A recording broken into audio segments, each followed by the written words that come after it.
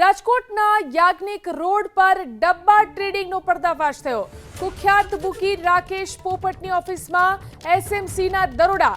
Bookie Rakesh પોપટ Madhav કોમ્પ્લેક્સમાં trading ચલાવતો હોવાનો ખુલાસો થયો। પોલીસે રાકેશ પોપટ સહિત 3 શખ્સની ધરપકડ કરી છે। ડબ્બા ટ્રેડિંગમાં હજુ 9 શખ્સ ફરાર છે। છેલ્લા 4 મહિનાથી ડબ્બા ટ્રેડિંગ ચાલતું હોવાનો ખુલાસો થયો છે।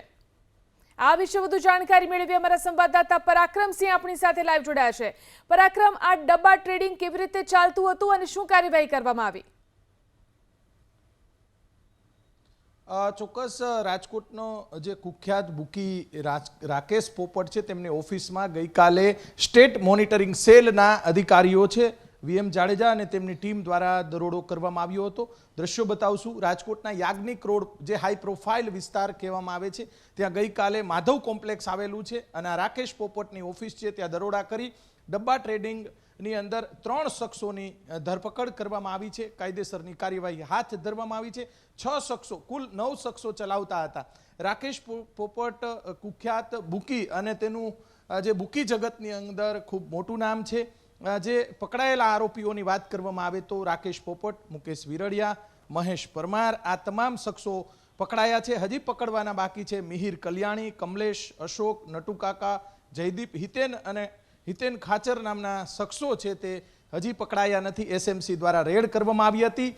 કોના જે આશીર્વાદ નીચે આ વર્ષોથી ચાલતું જે ડબ્બા ટ્રેડિંગ છે તેને લઈને ઘણા બધા સવાલો ઊભા થાય છે।